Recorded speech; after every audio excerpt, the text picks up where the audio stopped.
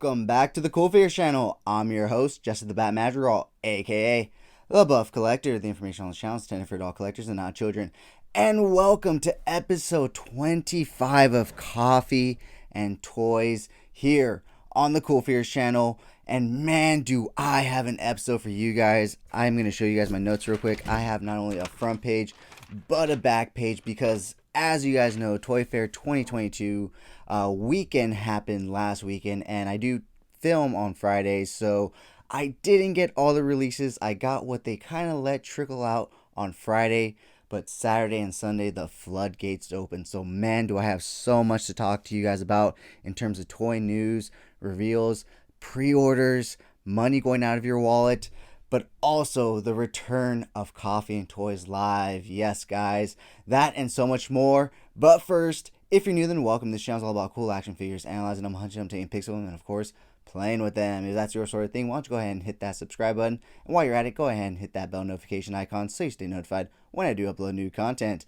And if you do enjoy this video or any other videos that I put out, please remember to give them a thumbs up. It really helps the channel grow. With all of that out of the way, guys, once again, welcome to episode 25 of Coffee and Toys here on the CoolFigurez channel. 25 episodes, guys. Wow, that's actually kind of blowing my mind right now, because when I first started this podcast, I didn't know if I was going to go past 2 episodes. So I'm really happy that we're at 25. So yeah, guys, so thank you so much for all the great support on this podcast, on all 25 episodes, on the new segment Coffee and Toys Live.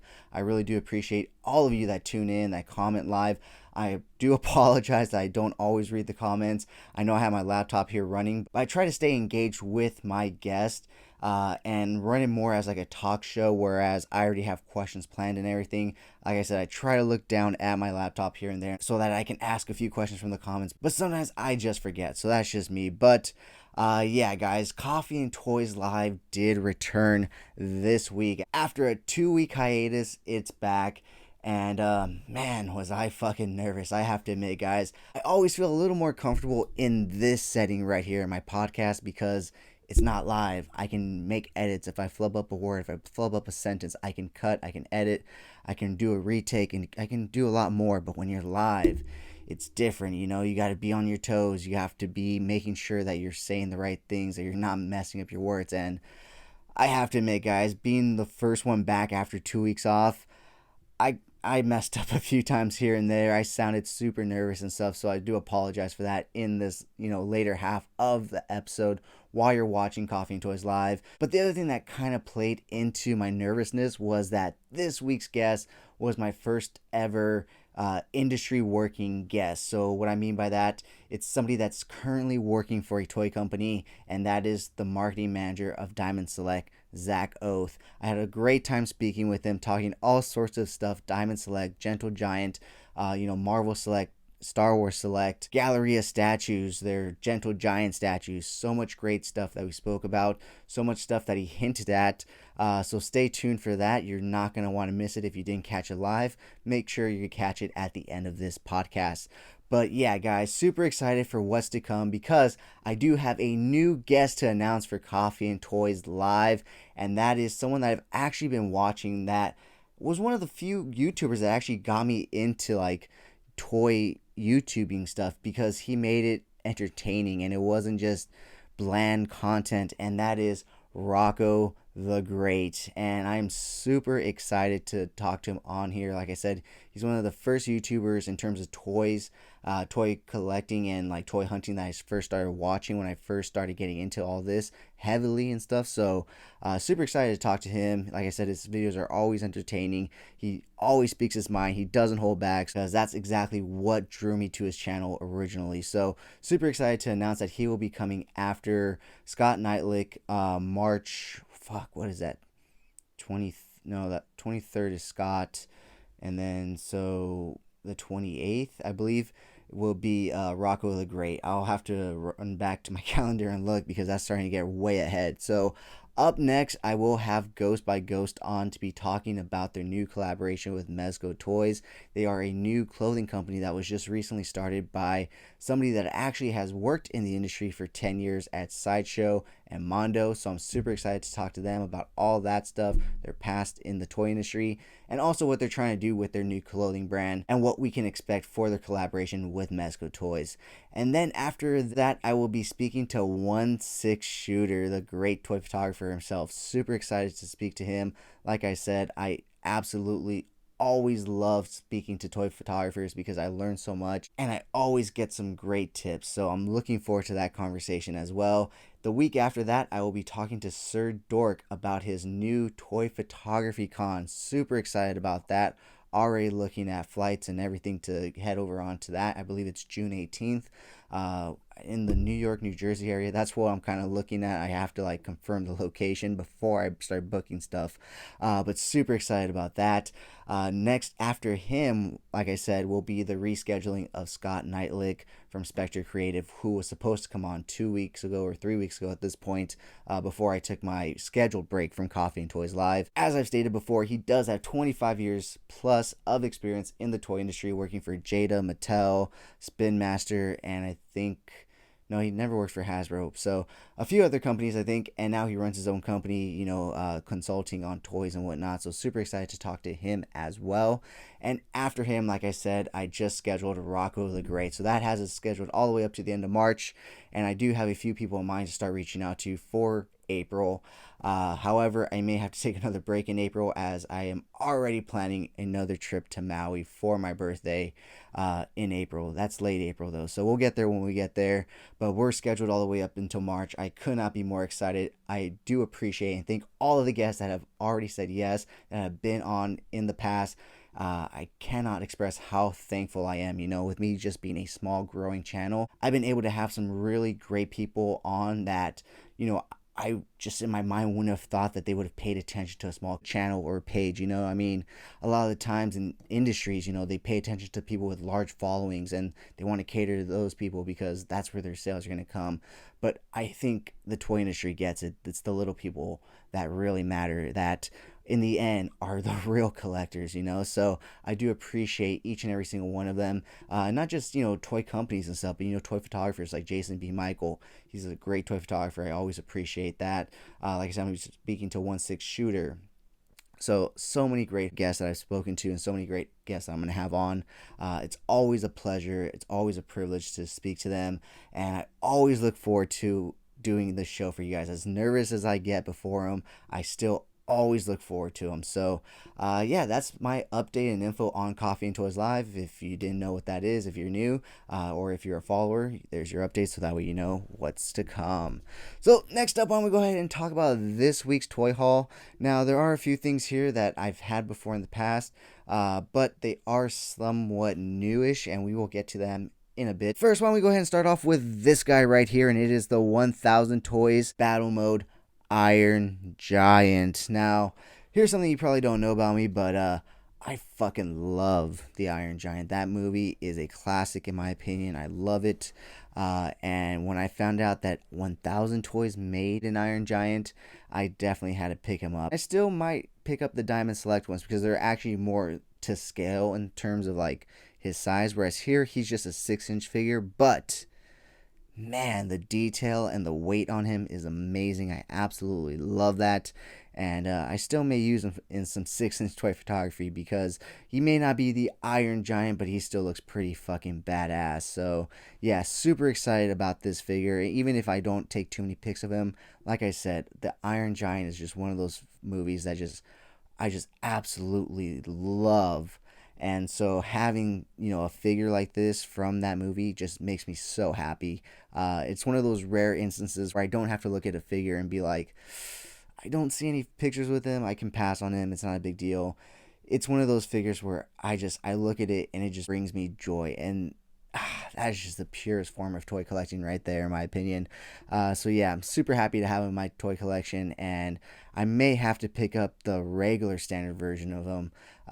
He's a little more pricey, and I have to pick him up on the third-party market at this point, but I may have to do that. And like I said, I may also have to pick up the Diamond Select ones because I just love them, and I don't know why I've been holding out on picking up some figures from this line or from this movie. So super excited about this guy. His review should be out later this week. Next to him, we do have the next thing, and it is another diecast item, and it is the Jada Toys 1/12 Batmobile from the Batman. Yes, we did just have the smaller version. I know, my impatient ass. I could have just waited a week or two and I'd have the larger version. But as with this movie, guys, the Batman, why don't we diverge just a little bit and talk about the Batman, because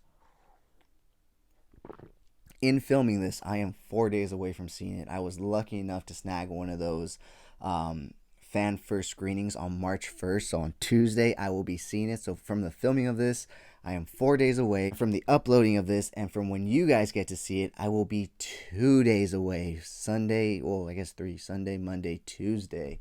So fucking close. And I also have tickets for Thursday night when it opens, because much like Spider-Man No Way Home, I bought like 3 tickets in a row because I was like, I'm gonna want to see this movie 3 times in a row.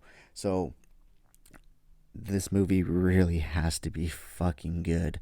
I mean, you guys have seen me be hyped. I mean, the last movie I got this hyped for in terms of like a Batman movie, unfortunately to say, was Batman versus Superman. And let me tell you, at that time, it was like a 14-year letdown for me. Mind you, I was about 18 or 19 years old, so 14-year letdown at that point for me. And I don't think I can handle that type of letdown again. I know I'm sounding like fucking George McFly or Marty McFly from Back to the Future, but yeah, I don't think I can handle another letdown in a Batman film. And that's coming after we got the Josh's League. Thankfully, we got the Zack Snyder cut, but we still had that first original Whedon cut, which was just utter garbage. And you guys know, Batman's my guy. He's everything to me, and just seeing him treated so poorly has just, it angers me. So I'm really hoping that Matt Reeves redeems the character in this movie. I'm really hoping, despite me not wanting Robert Pattinson to be Batman, obviously, because he was Edward from Twilight, and, you know, every guy hated that, and blah, blah, blah, and along with me. But I never want a bad Batman movie, and I really don't want one now. This one needs to be good. DC, this one needs to be good, because I am one of the biggest Batman fans, and if this one's not good, I may be out, because this one has to be good. It's going to be good. It's going to be good. I was going to wear my Batman shirt because I was like, you know, I have a special Batman shirt that I'm waiting to wear for you guys, but I was actually going to wear it for this episode because in my mind, I was like, what if the movie's so bad that I don't even want to rep Batman on the next podcast because I'm so disappointed? But I was like, no, don't think that way. Think in the way that you need to save this shirt because that movie's going to be so awesome that you're going to want to wear this shirt for the next episode. So that's my mentality right now, and that's why I went with the tank top Batman, because despite having a lot of Batman shit, I don't have a lot of Batman shirts, surprisingly. The one other Batman shirt that I do have, ironically, is a BVS shirt that I bought before the movie came out. That's how hyped I was. Before the trailer even came out, they just announced the fucking logo and I bought the shirt. That's how hyped I was, and the letdown was just so severe. So severe. I walked out of that theater like trying to convince myself. I was like, no, it was a good movie. You didn't see the good aspects, but no. It was a bad movie. And don't get me wrong, the Ultimate Cut helps, but it's still not a good movie in any regard. So, I mean, it's called Batman vs. Superman, and the Batman vs. Superman part was like 3 fucking minutes. They should have just called it Dawn of Justice and got it over with. I would have been a lot more satisfied. I'd been like, okay, that makes sense. They were trying to set up the Justice League. But no, they're like, Batman vs. Superman, Batman vs. Superman. At the very end, they're like, oh, we're going to throw Wonder Woman in and this big-ass battle spot. It was just a whole fucking mess. See, the thing with Warner Brothers and DC is they were looking at Marvel, at what they did in a span of fucking 10 years, and they were like, we need to do that, but in one movie. It's like, wouldn't it have been smarter for Warner Brothers and DC to have begun the process of their own, 10-year process when they started with Man of Steel and Marvel was where they were at? Because Marvel would have hit Endgame and Infinity War, or Infinity War and Endgame, and climaxed, and I'm sure Warner Brothers would have still been about a year or two away from an actual Justice League if they were taking the time to flesh out each character and give them their own movie. You know what I mean? So I don't know who the fuck's running Warner Brothers, but they're getting paid millions to be a fucking idiot. I mean, it's simple. Just it's simple. I mean, you would have still had the hype past Marvel's hype. Marvel's hype would have gone up with Endgame, gone down, and you would have been building for Justice League. Warner Brothers, fucking hire me. I will plan this shit out for you. Like, and I'll plan it for you for free. Just let me put it on my resume at least. But yeah, that's just my take on that. But yeah, I am beyond hyped for this Batman movie. Like I said, I have the early screenings tickets and the night of the release tickets, and I really want a good Batman movie. From what I've seen from the trailers, which is really only about 7 minutes, guys. I know they've released a lot of footage and a lot of stuff, but it's a 3-hour movie. So 7 minutes from a 3-hour film, there's a lot we still haven't fucking seen, guys. And that makes me so fucking excited. But yeah, so gonna be seeing the Batman very fucking soon. You guys will definitely be seeing my review next week on the podcast. I will obviously start with a spoiler free, and then I will definitely let you guys know when we will be moving into spoiler territory. A good judge of how the movie is whether or not I'm wearing that Batman shirt for you guys next episode. If I am, I enjoyed it. If I'm not, I didn't enjoy it. So I'm just going to leave it at that and continue with this week's toy haul. But yeah, thank you to my friend Robert for finding me the new Jada Toys Batmobile at Walmart. He was the one that picked this up for me, so thank you to him. And yes, it is the same one as the smaller scale one, but just larger and more detailed. So super cool. And as you see, I do have all the other Jada Batmobiles, so that's where this will be going after this episode. And like all the Batmobiles from Jada Toys, it does come with a little Batman metallic slug because it is metal. You can't really tell off this table, but he is metal. Oh, I just realized I never held up the Iron Giant for you guys to see. So here you guys go. So that way you guys can get a nice closer look at him. I absolutely love this version, the battle mode.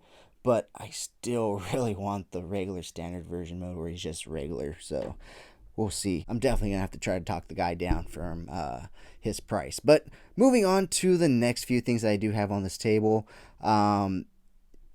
It's stuff I've had before. Obviously, this Red Hood I've had before. But once again, I have to shout out and thank my friend Robert for some custom painting that he did for some of this stuff. So recently, if you guys saw, I did buy the Fortnite Meowsicle Muscle, the one with the fucking buff cat and the weight set, the gold weight set. Well, thankfully, he took on the challenge of transforming that piece of shit gold weight set to this beautiful, beautiful looking weight set. I mean, look at this. I mean, it literally looks like a bench at my gym, worn, used, and heavy as fuck. So shout out to him. Amazing work. Thank you so much, Robert. I cannot express my thanks enough. Thank you, thank you, thank you. I absolutely love it. The detailing, the attention, the little paint on the grips, everything is amazing. And I've already used it for a shoot. Look out for that pic. Oh, he did also come with a dumbbell, so he also painted that up pretty well too. So look at that. It actually looks like a real dumbbell. Looks like one of the dumbbells from my gym. So awesome work. And that cat also came with a pair of handguns, which he also painted up for me because they were all white with the gold grip. And so now my Jason Todd can roll with some handguns. Thank you, thank you, thank you so much, Robert. I really do appreciate it. My only thing is with this Red Hood is that since originally he didn't come with guns, he doesn't have no gun holsters like the original release. So, yeah, he's going to have to just hold him in his hands. But his hands are a bit tight, so I'm going to have to work on that. Maybe heat him up so I can get the gun in all the way. But it does scale pretty well, so I'm not mad. It works for me. When I throw them on the bike, it'll look good enough. So yeah, super happy. Thank you so much to my friend Robert for painting those up. I really do appreciate it. Like I said, I've already used the weight sets in a photo shoot, so stay tuned for that. That should be coming sometime this week. So yeah, guys. Oh, I guess we should talk about this week's unboxing. I guess we saw this come out of the box from last week's unboxing, but sorry, I'm sure you hear that clicking. It's my dog. He's scratching. What's up, Blue? We're talking about you. Anyways, you guys probably did see this on last week's unboxing, but I may open her up on this episode. I'm not 100% sure. We'll have to wait and see. So if I decide to open her up, she will be this week's unboxing. If not, guys, once again, I'm sorry there will not be an unboxing. I really need to start digging out some of those toys that I kept so that way I can have an unboxing. But I'll be honest, I just get lazy sometimes. So, anyways, plus this episode is already jam-packed with so much fucking news, guys. I mean, where do I even fucking begin? Well, I know, obviously, Mezco. So why don't we go ahead and move on into this week's toy news. But before we jump into this week's news, I do want to thank this channel sponsor, VRare Store. Check them out for your Funko Pop, anime, and Pokemon card needs. They do $5 flat rate shipping on all Funko Pops.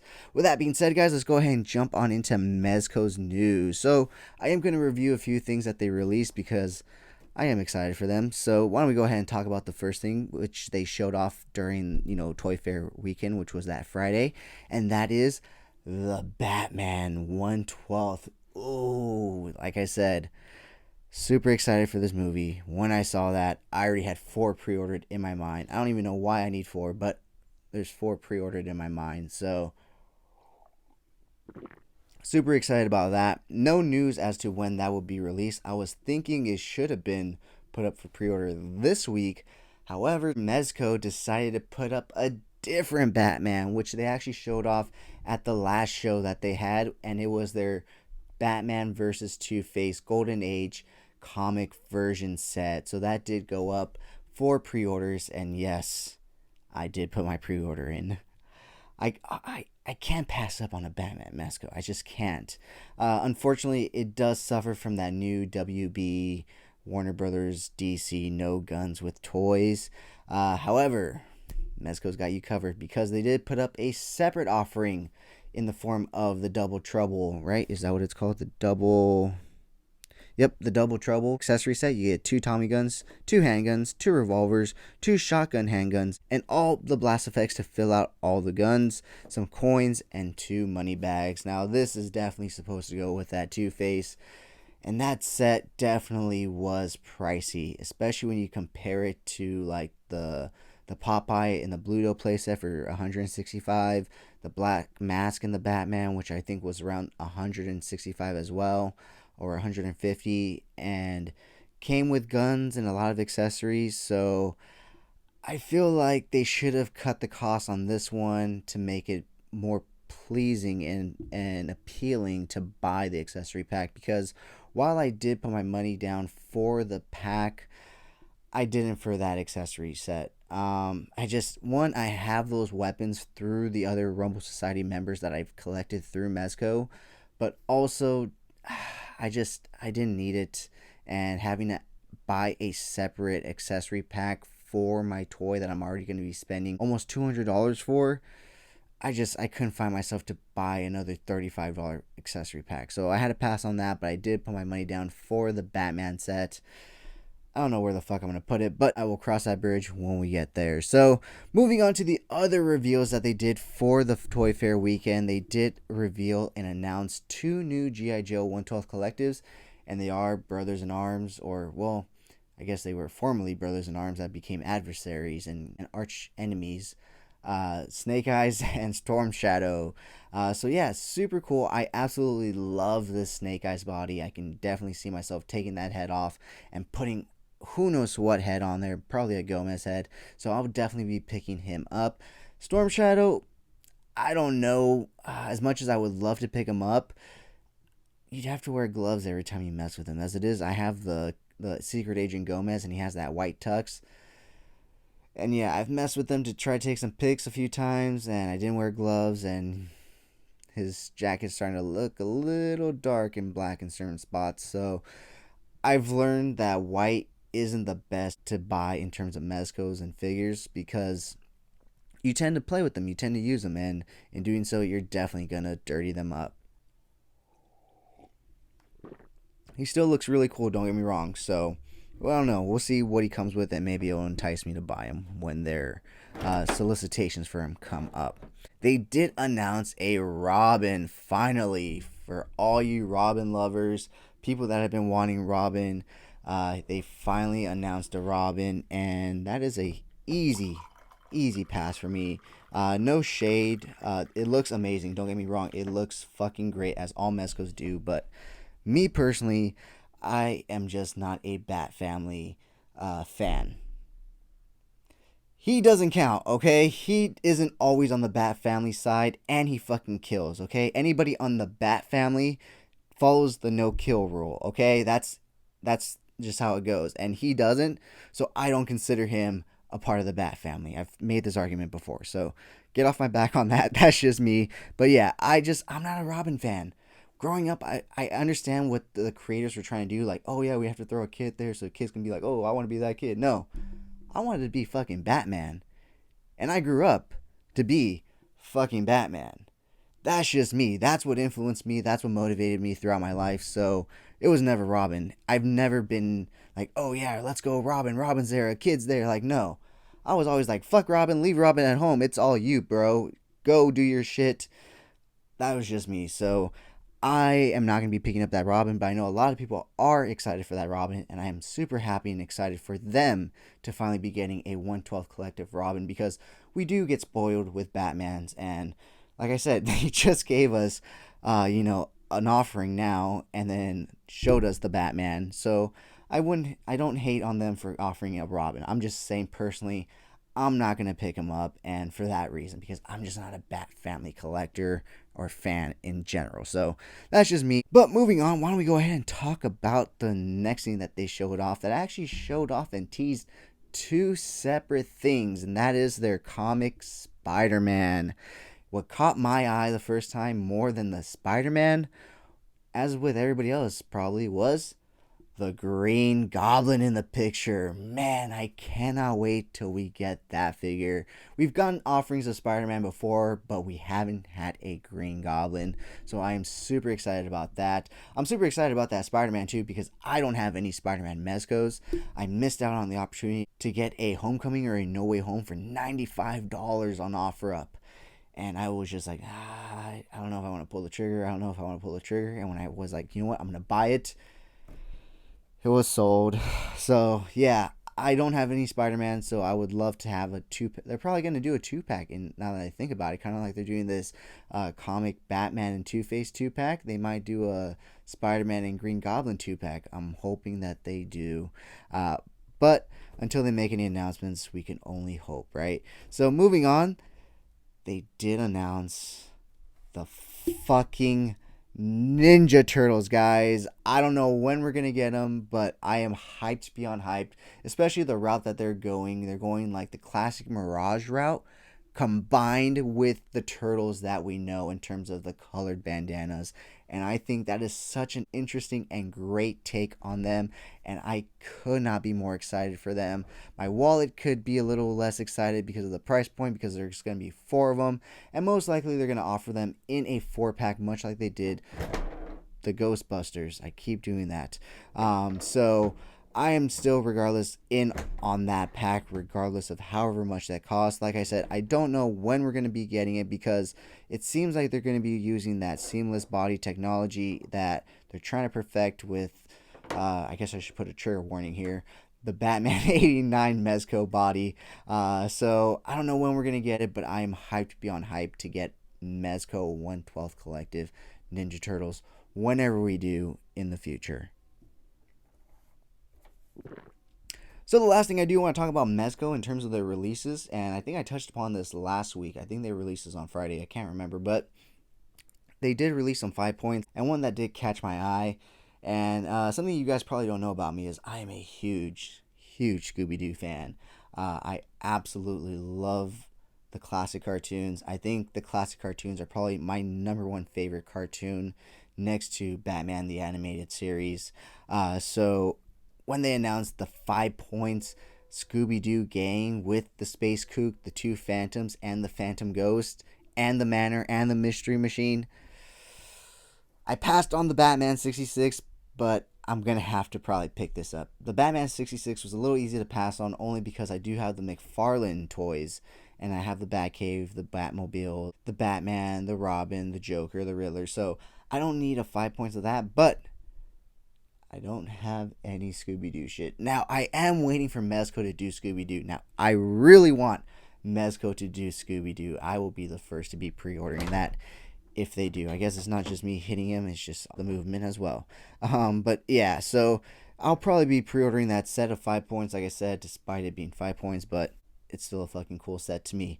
Moving on, why don't we go ahead and move on to our next toy company that announced quite a lot that I am excited for during this past weekend. But before we get into that, I do want to thank another sponsor of this video. I've recently noticed a shift into fitness in the toy industry. A lot of people are starting to want to get fit and be more fit. So being a personal trainer and a bodybuilder, I do have a few associations with some supplement companies. So I do want to thank the first sponsor, Old School Labs. Check them out on Amazon and use code JesseM12 for 12% off your orders, as well as Man Sports Supplements. Check them out online and use code THEBAT for 10% off your orders. Next up, we do have Neca Toys, and man, did they announce a lot, guys. Starting off with the next installment in their Teenage Mutant Ninja Turtles Universal Monsters line, Michelangelo as the Mummy. And man, I cannot wait to get my boy Mikey in mummy form, and it is going to be so awesome. I may have to get two just to be able to have both head sculpts on him. I think this is actually the first one to come with two head sculpts. It is, because the Igor Leo doesn't, the Raph doesn't, so he's the first one to come with two different head sculpts. So I may have to pick up two Mikeys, because as you can see, I love my boy Mikey. It's funny that we actually mentioned that, because recently my friend Robert sent me this picture of this Funko Pop, and I was like, you know what, as cool as that is, this was a one-off. It was just the fact that they made my boy Mikey in giant pop form that I asked you to look for him and find him for me, because I'm out of that pop game. I am. They are coming out with some cool pops. Don't get me wrong, they are, but I've decided to shift my focus, and I'm a toy photographer, and I know there's some great, people that do some great Funko toy photography, but that's just not me. So I've decided to shift away from that. In fact, I've actually removed basically all traces of Funko Pop besides maybe like 3 or 4 in my actual collection room, which is just my room. But I do have a separate display in our family room that I'm actually going to be displaying my Funko Pops on, because I needed more space for figures in this room that I actually like and want to look at. No shade to Funko Pop, it's just the way it is in my opinion. But it is what it is. But like I said, I may have to pick up two Mikeys as the Mummies, because he does come with two different head sculpts. But we'll see when we get that figure in hand. But yeah, super excited about that. But that is not the only Ninja Turtle news that we have for NECA. In fact, that's not the only Michelangelo Ninja Turtle news we have from NECA. But before we get to that, they did announce a few other things. Starting off with their cartoon 2-packs. They did announce 2 new 2-packs, the Smash and Zack 2-pack. Now, me personally, once again with Zack, like I've said before, I didn't grow up with the 1980s cartoon, but I have watched it since then. I've bought the DVDs, and I have it all on DVD and everything, so I've seen them. And maybe it's the fact that I watched it now as I got older, and Zack was always a little annoying. And that's not just even the fact that I was past his age range and everything, it was just the fact that he was trying to be a fake turtle and the 5th turtle and all this stuff when he's a human. It's just like, it was one of the most dumbest things. It was once again a studio trying to appeal to kids. And it was just, whenever studios do that, it doesn't work out in my opinion. And so he was never one of my favorite characters. So this is an easy pass for me. But they did announce the Smash and Zack 2-pack. He does come with some pretty cool accessories, I have to admit. But as I stated before, also with this cartoon line, I am done. I've collected everything I've needed to. I just wanted the basic turtles. In fact, NECA finally sent me fucking shipping notifications for the Turtles in Disguise pack that I pre-ordered. I'm probably going to wait and save those. That way I can try to trade them for the new 4-pack that supposedly NECA's releasing that, was teased in the Kevin Eastman video in the background. So that's probably what I'll do with those when I get them. I'll probably just hold on to them and see if I can trade for that. Yeah, that is not the only 2-pack that they announced. They did also announce another 2-pack, which, in my opinion, was not the best move. And what I mean by that is they offered a 2-pack of the Rock Soldier and the Crooked Ninja Goon. I have no attachment to the Rock Soldier or the Crooked Ninja Goon, to be honest. However, I was interested in buying the Crooked Ninja Goon in order to have some unique enemies for my Ninja Turtles. We always get the Foot Soldiers. Those are the basic enemies that we get with the Turtles.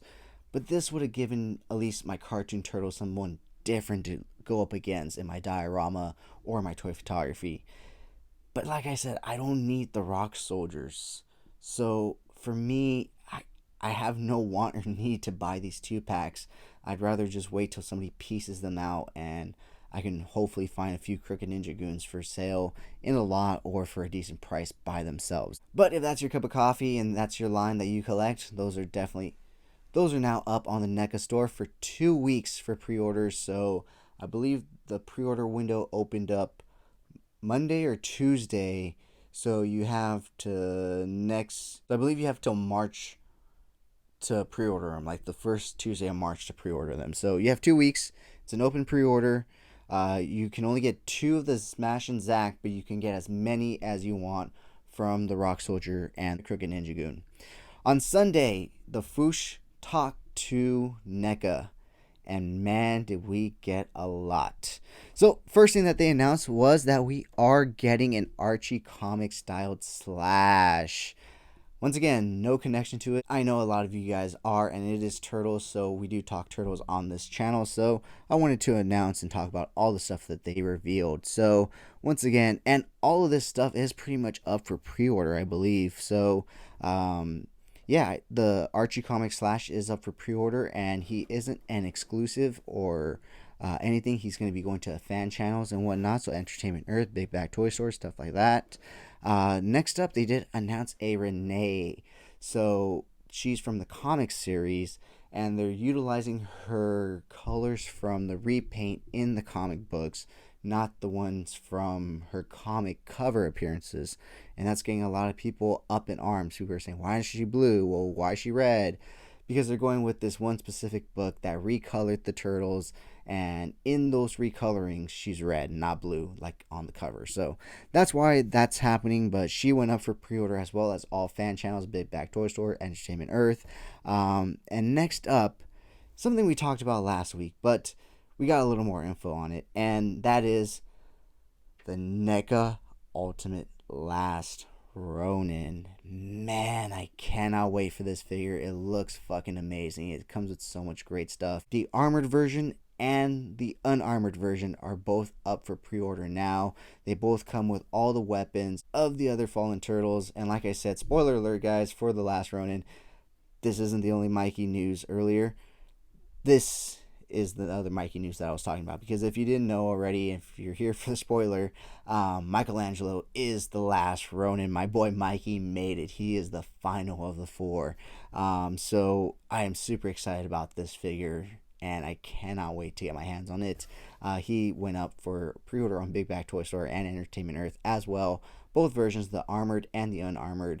And the unarmored actually comes with a Stockman droid from the comic book. So super excited. It's such an awesome accessory.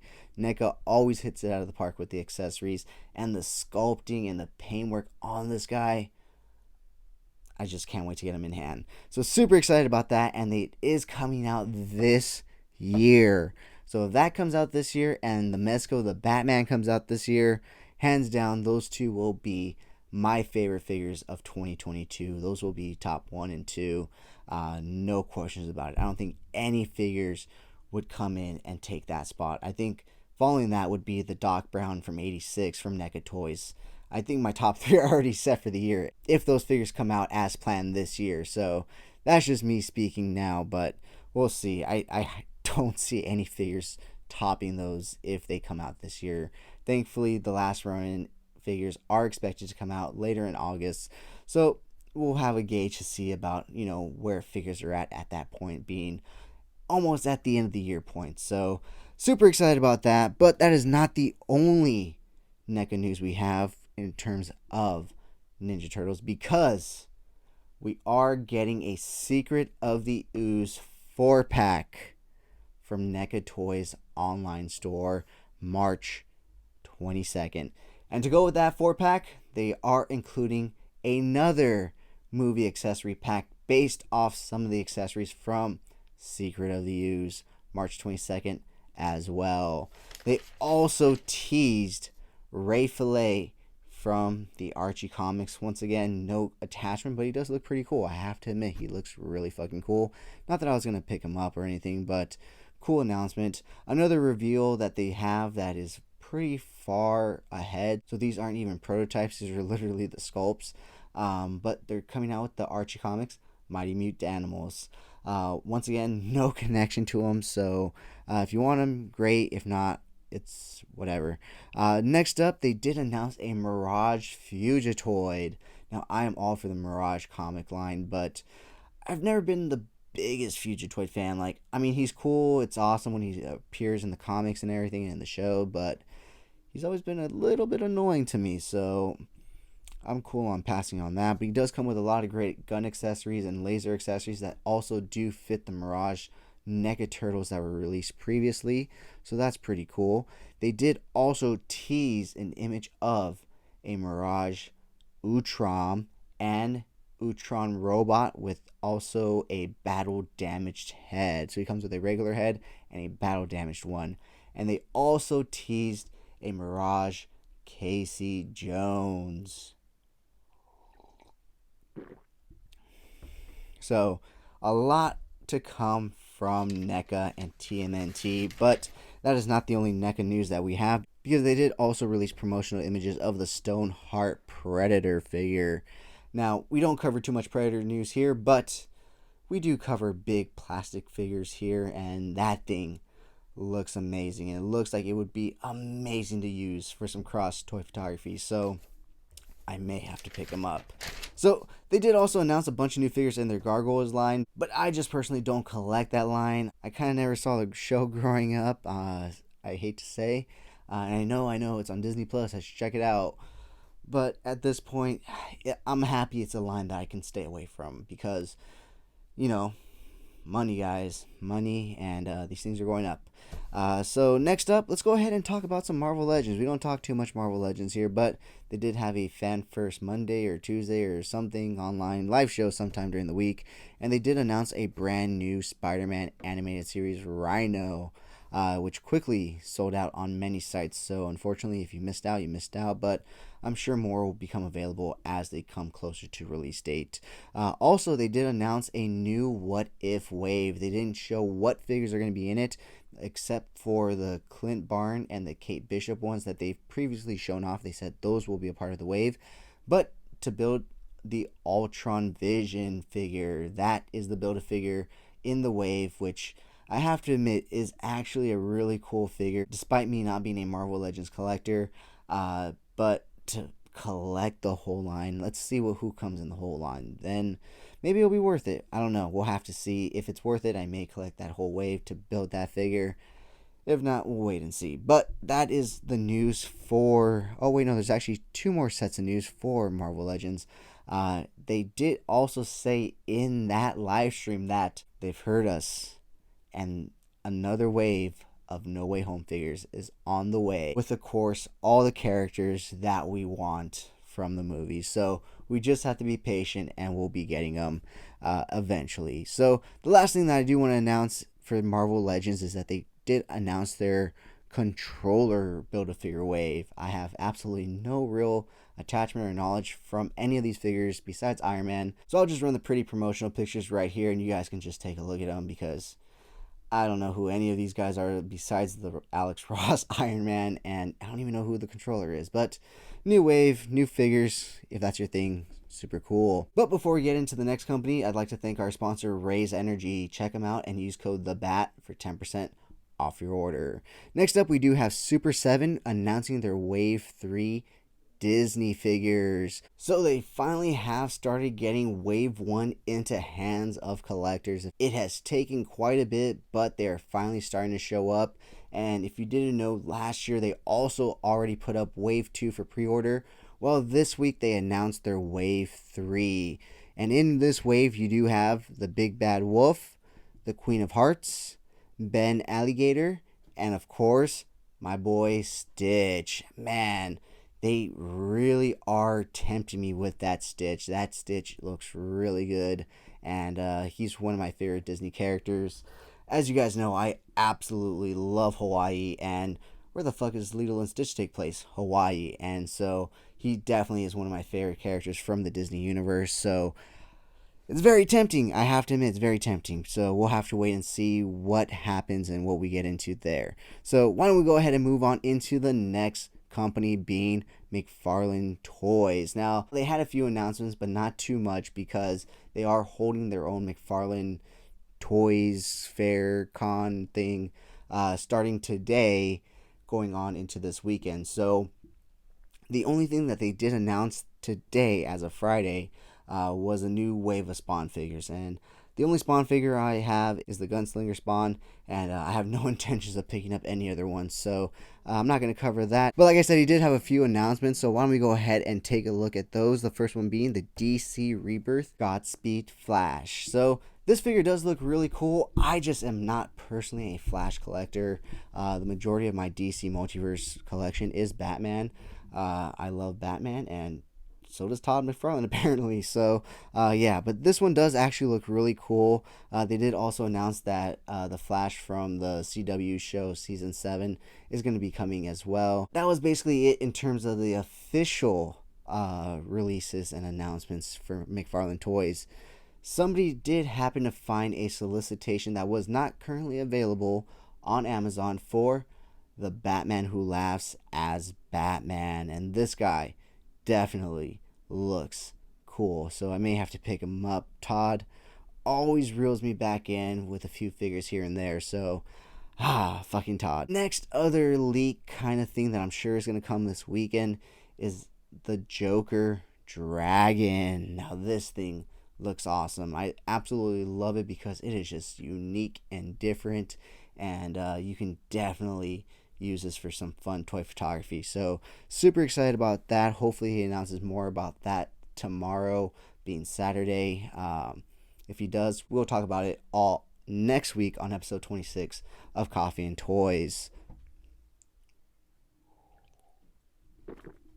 And before we get into the next set of news, guys, I'd like to thank our final sponsor, Legend Footwear. Check them out for 10% off your order. Use code JesseM_LGND. Legend Footwear. They are not only a comfortable but stylish gym and streetwear shoe. Highly recommend checking them out, guys. So the next bit of news that we are going to talk about is Diamond Select. And yes, guys, the person I did speak to this week on Coffee and Toys was their marketing manager. So I am starting to build a great relationship with them.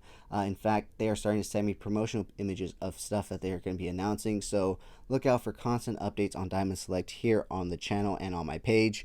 But yeah, they did announce a Nathan Drake figure to coincide with the new Uncharted movie. So super excited to get my hands on that figure. The movie, I have to admit, as an Uncharted film, was a 2. As an action adventure film, a 7. But that figure still looks really cool, and I would love to get my hands on it and do some really cool toy photography with it. But next up, they did announce a new addition to their Marvel Select line, being in the form of the classic comic book Vision. So look out for that coming soon. Next up, I did want to talk about something that we don't normally talk about, and that is Hot Wheels. Now, they recently announced and released a 1/10 scale RC, the Batman Batmobile, that is said to fit 7-inch figures. So if Todd doesn't come through, check out Hot Wheels. So the last bit of news that I do want to run through is a bit of a speed round, because I don't collect this line, but I do admire it from a distance, because some of the stuff they put out is incredible, but it is something that I just don't want to dive into, and I like, but I don't love, and so I can definitely hold off on collecting that line, and that is G.I. Joe Classified. They did hold a G.I. Joe Classified live recently, and they announced a whole lot of new figures, which look amazing, but like I said, I'm an admirer from afar, but let's go ahead and take a look at those pretty pictures of those toys. First one being Zarana or Zartana. It's Zartan's sister. I don't know how to pronounce her name. And then after her, they did announce Dusty, a Crimson Guard, Python Patrol, Rikondo, and I dig a stash. Bazooka, I also dig a stash. Kamakura, Dr. Mindbender, and a nest of vipers, which I have to admit was one of the more enticing things that they offered in that live stream. And I almost bought into the pack until I saw the price of $89 or $79. It was something like that. It was pretty outrageous, and I was just like, you know what? I'm an admirer from afar, and for that much money, I'm going to stay one. So, super cool, though. I have to admit, the pack is super cool. It's 3 figures, 3 army building figures, jam-packed with some great guns and some great blast effects. I love that these smaller toy companies are starting to get into that and do some blast effects, much like, some of these higher-end companies are. Unfortunately, of course, Mcfarland Toys will never do that, but we've already griped on that enough as it is. So that wraps up all the toy news, guys. Man, that was a lot of toy news. I mean, like I said, front to back on my note sheet. So yeah, guys, awesome to be back in terms of Coffee and Toys Live. Awesome to be back in terms of having such great news to be looking forward to. So many great new offerings coming out of Toy Fair 2022. So starting to look like 2022 is going to be a great year for toy collectors. But it's also going to be a year in which we have to make some decisions, guys, because as much as some of this stuff looks great, some of it just cannot be bought. So remember, guys, the most important thing is, of course, you. Not collecting. Collections will come and go, figures will come and go, but when it comes down to the nitty gritty, it's just toys, it's just plastic. There's no competition. Enjoy your collection and be happy with what you got. Like I said, when I just look at that toy, it just brings so much joy to me, and that's one of the reasons why I picked it up, not because I needed to complete a collection. So that's just my thoughts on that. Once again, thank you so much to each and every single one of you that have hit that subscribe button here on YouTube. I am almost at 650 subscribers, guys. Thank you so much. Thank you to all of you that have followed me over on Instagram at CoolFigurez. Also at Epic Shots by CoolFigurez, my Instagram where I post my more thought out, plan out, more edit pics, as well as my TikTok where I do all my unboxings. And thank you for joining me on Coffee and Toys Live and commenting and liking and all sorts of stuff. I really do enjoy it. Like I said, I'm sorry I don't see all the comments, but I do always appreciate it. So with that being said, why don't we go ahead and get into this week's Coffee and Toys interview with Diamond Select's marketing manager, Zach Oath. Oh yeah, I decided not to open her up. So sorry, no unboxing this week. Welcome to the CoolFigurez page, and I'm your host, Jesse the Bat Madrigal, aka the Buff Collector, and welcome to episode 6 of Coffee and Toys, where I will speak to a new guest every week about toys, toy photography, toy collecting, and so much more. This week's guest falls under that so much more category, where I'm honored to be welcomed here by Zach Oath of Diamond Select. He is their marketing manager. Thank you so much, man. Hey, thank you for having me. It's great to be here. Hey, no, thank you so much. I have so many questions. I absolutely love Diamond Select, guys. You guys do such great work, from your statues to your figures, even in Gentle Giant. That's just such an amazing work when you guys put out statues through them and stuff. Yeah, I could see that you got the Bane in the back there, and you got one of my favorite pieces in the front. You got the Batman in front of you. That's great. Yeah, that's actually one of my favorite pieces too. I recently picked it up. I read that miniseries and I absolutely loved it. And I found that you guys were doing that, and I really love that because it's such a unique take, and it's like maybe 1 or 2 panels, but it's such a unique variant on Batman that you don't see anywhere else. That I was really blown away and happy that you guys actually put that out. And actually, my friend who actually helped me find toys and stuff, he actually sent me the picture of that statue that he found in the wild today. And I was like, I already have it. I'm actually talking to Diamond Select today about it. Awesome. Yeah, That's so great. yeah, I absolutely love that. I actually have a bunch of stuff here on my table that I actually want to pull up and talk about because, like I said, you guys do a lot of great work on so many different great lines.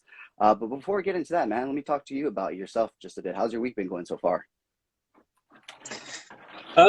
Pretty good. Pretty good. I'm getting ready for a big conference that's happening tomorrow called Comics Pro.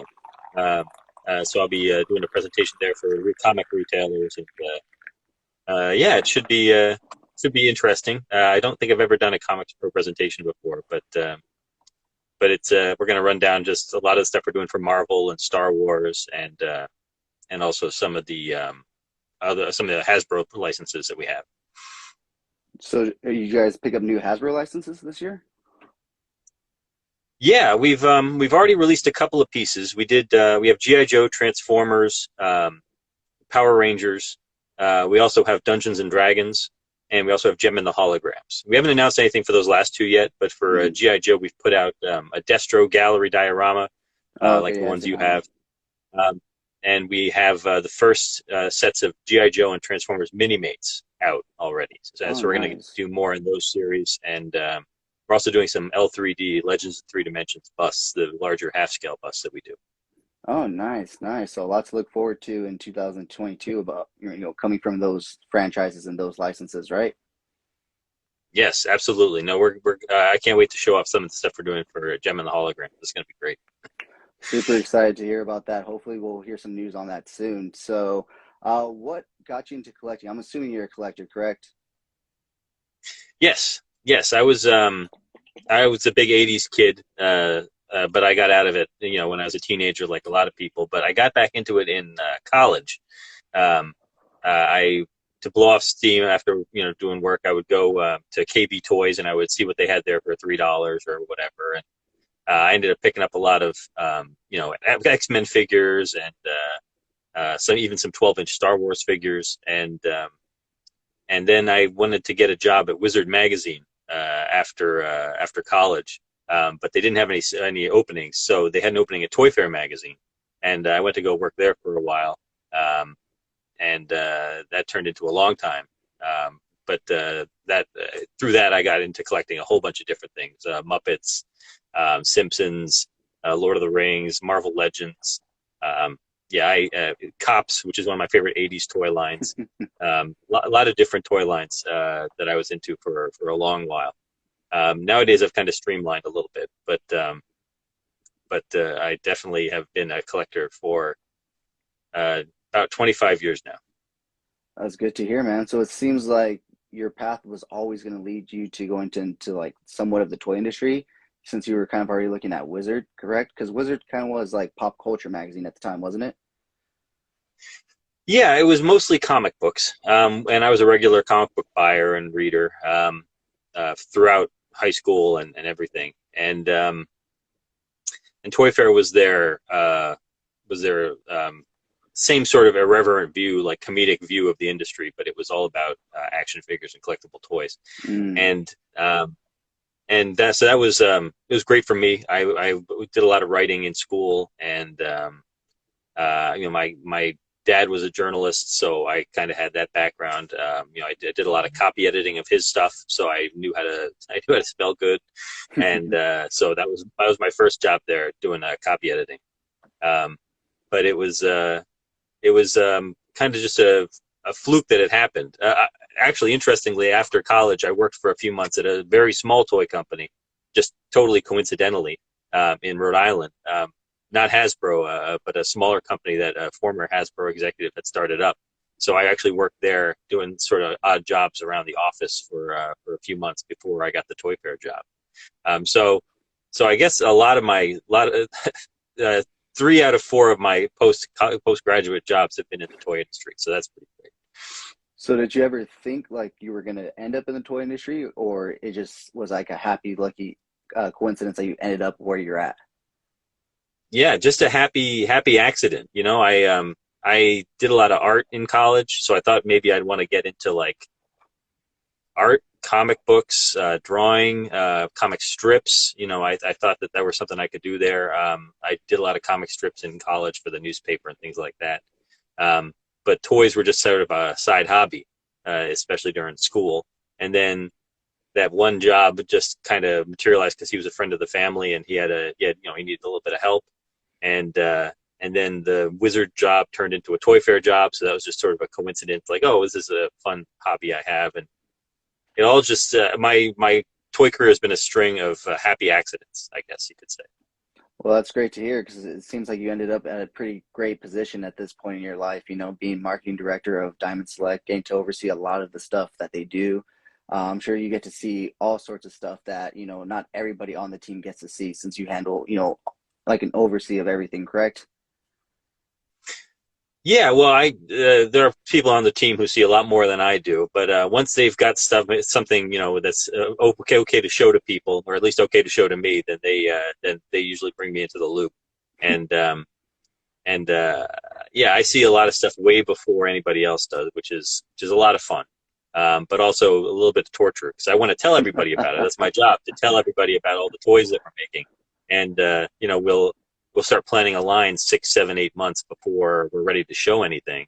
Hmm. And then it's another 5, 6 months before it's out in the wild.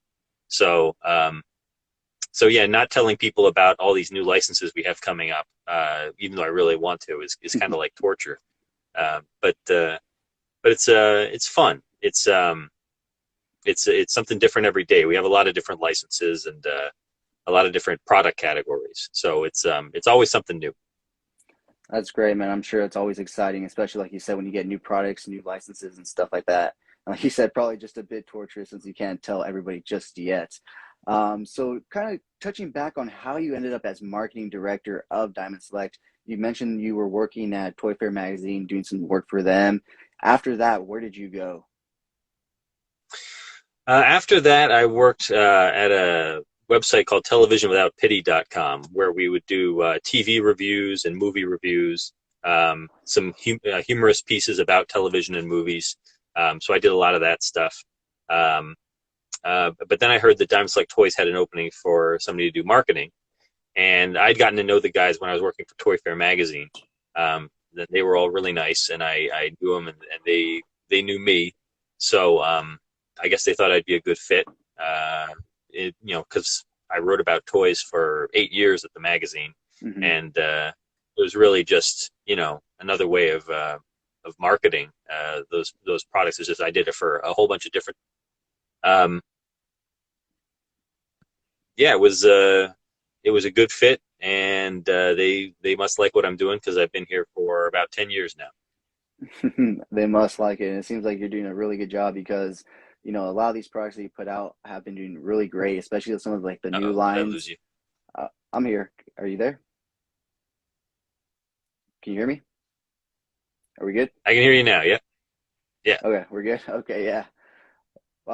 You're saying that you've been there for 10 years, correct? yep, that's right. Okay, so yeah, I was gonna say, yeah, it seems like whatever you've been doing has definitely been working. Like you said, they like you, and a lot of the stuff that you guys put out has definitely been doing great. Especially a lot of the new stuff that you guys have been putting out, like the new Star Wars line that you guys have just started dipping your toes into. Really, you guys really have only given us about 3 figures. Yeah, the action figure line. We do have a fourth figure coming up. That's going to be coming out in May, I believe. Um, we're not rushing them out, but in May we're going to launch a new one, and then after that we've got 2 or 3 more in development. So slow trickling out, but I think each one is a very strong figure. The Darth Maul we did was great. The Boba Fett was really great. Um, the Stormtrooper is a really great figure, and and the next one I think will impress people a lot.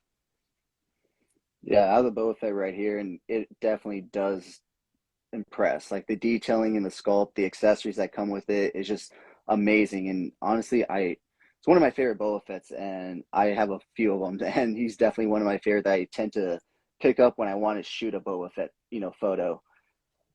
That's excellent. Yeah, I love the flamethrower on that guy. Yeah, so do I. I love that effect, and the blaster effect is just you guys packed him with some great accessories.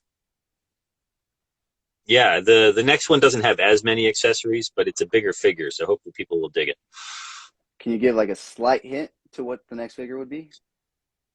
It's original trilogy, so it'll go with your Stormtroopers and your Boba Fett. But it's a very nice, very very cool figure. The Stormtrooper accessories are crazy. You get 3 different guns, you Hmm. get the blaster effect, you get the mouse droid. Yeah, that Um, was cool. but I think people will like this one, even though it doesn't as much stuff. Sounds good. I look forward to it, and hopefully May doesn't lag too much, and we get to see the new figure sometime soon, right? Yes, yeah. Hopefully it'll go by quick. I don't know if Are we're you guys trying gonna to? reveal it before May. I think it's probably gonna go live in May, like in stock, because they're all Disney store exclusives. So Mhm. I don't know if they're gonna do. I don't think they're gonna do a pre-order. They're gonna do just live in May on May the 4th. I So was I was keep an just eye about out to for that. ask. Yeah, I was just about to ask. You guys trying to coincide with May the 4th? So okay, Yep. sounds good. Sounds good. Are you guys looking to do any more statues? Because I know you have the Din Djarin Mando one, which I have right here over my shoulder. Yes, we have more gallery dioramas coming through the Disney store, the PVC dioramas, and then we'll continue to do our resin busts and statues for comic shops and other specialty retailers. But the Sounds good. PVC line, there's another PVC figure coming. I'm trying to remember when that one's going to hit. I think we still got a little ways to go before that one comes out. But the statue line, we offer like 3 or 4 new pieces every month through the Diamond Comics preview catalog. So definitely a lot of cool stuff coming in that as well. Well, I definitely look forward to all that. As you can see, I definitely love them. I'm definitely going to buy a few more that come out, even though I'm running out of space, but I can always make some space for a few more cool diorama, statues. I saw that you guys recently also just announced the new Nathan Drake figures. So is that really just a single one-off figure, or are you guys going to expand on that line? Right now, I don't know if they have plans beyond the first one, but if it does well, and we need to see how the orders are when they come in, to really gauge that. If it does well, I don't see why we couldn't go back and do something else from the movie. I haven't had a chance to see it yet. It looks great, but I don't know why we wouldn't if the first one did well, or maybe we might switch gears and do something for the video game. I'm not sure what our license covers right now, or probably just the movie, but anything's possible. So. Never say never, as the boss likes to say.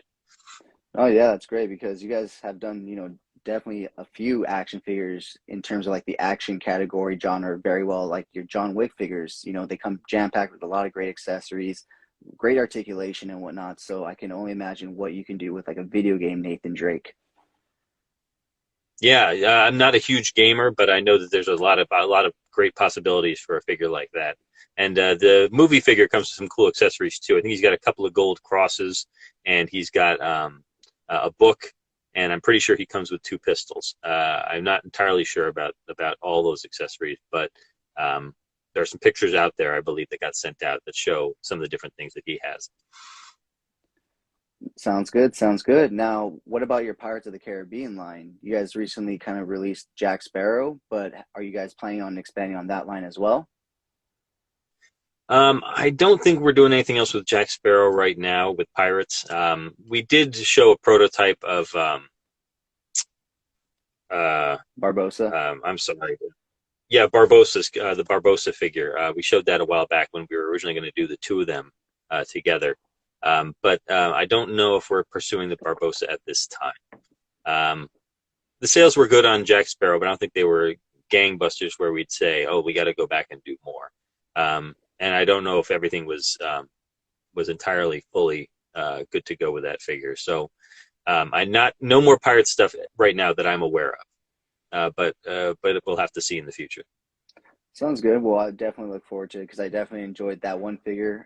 If anything, I would definitely enjoy a Diamond Select diorama statue of, Jack. I think that would be really cool if you guys could pull that one off.